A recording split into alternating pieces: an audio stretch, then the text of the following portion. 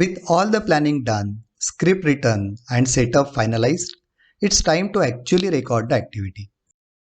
It is important to follow the 3P principle: plan, practice and perform. Do rehearsal or dry run once before you actually record the activity. This is more important when somebody else is actually performing the activity for you.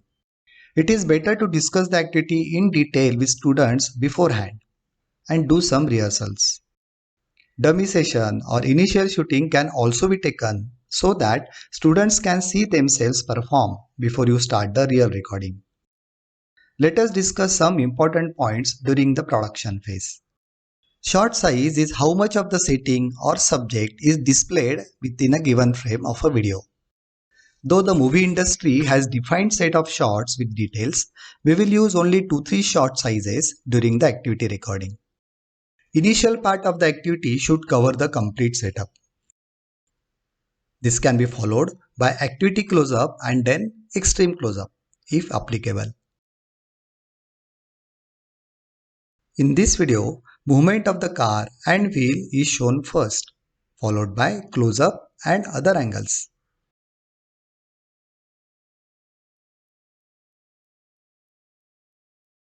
Phase and phase difference is discussed in this activity. Later on, front view with close-up and top view is used to explain movement of shadow and related calculations.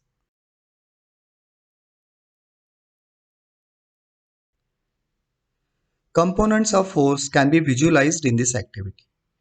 Top view covers the complete setup while close-up focuses on the details.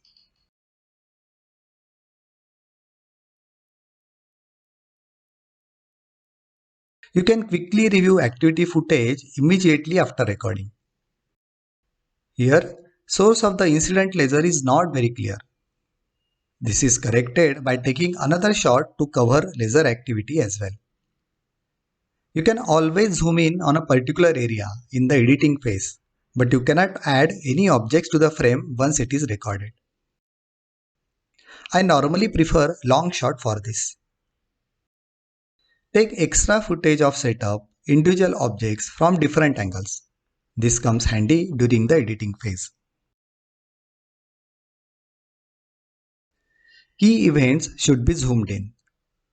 If this is not possible during the recording phase, you can always achieve it in the editing phase.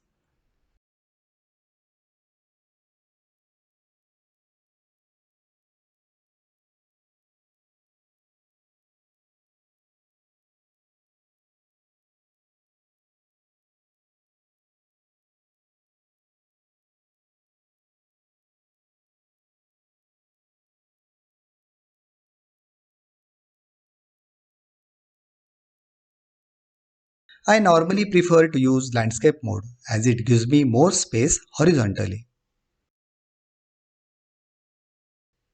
That is how we normally place objects on the table, horizontally, not vertically.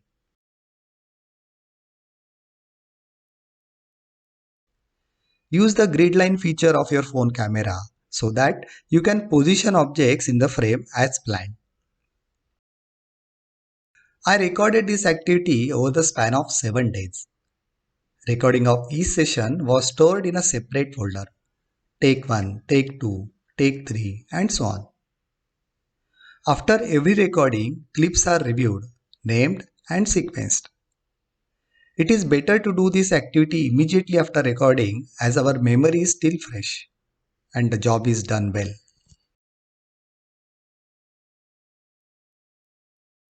If you have to record activity over a span of 2-3 days, ensure that continuity is maintained. Can you find out issues with continuity in these clips? Bottle is half filled instead of full in the previous shot. Color of the balloon is different. Initially, it was white and changed to yellow later.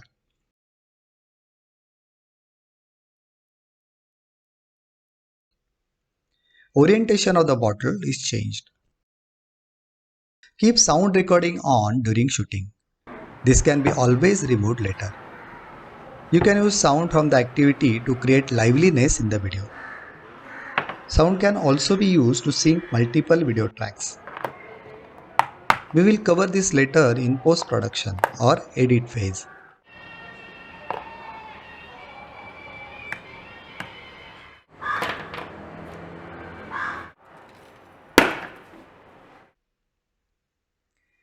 Don't delete any files just to create more space. It is important that we keep all the files till our final video is done.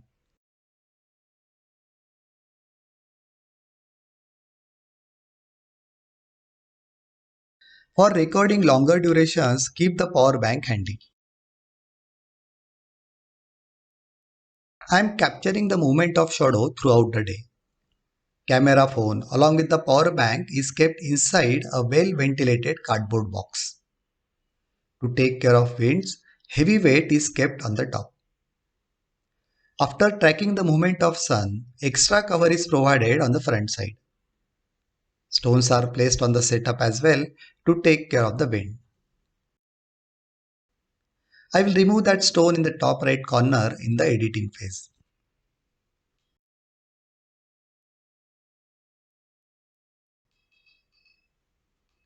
It's always better to check how much free memory is available before the recording.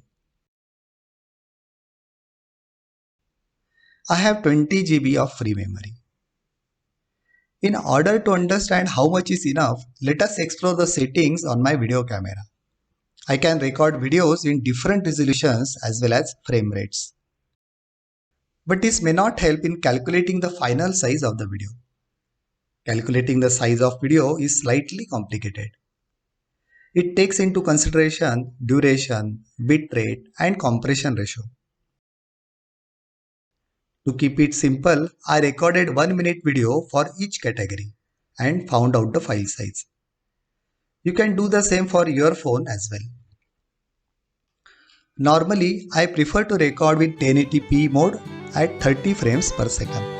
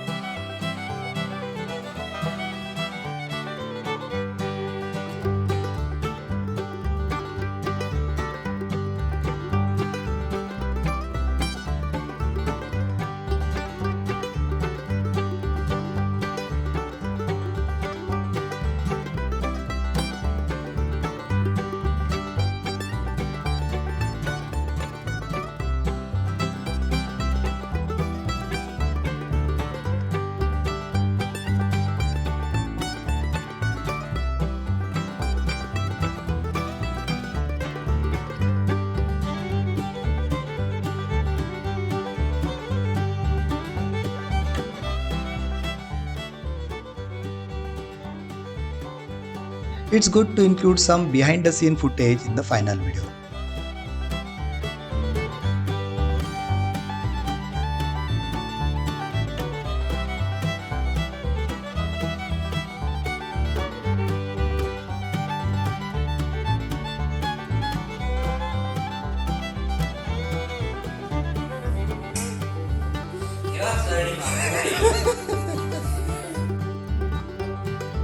I hope you will keep these points in mind while recording your next activity video. Thank you.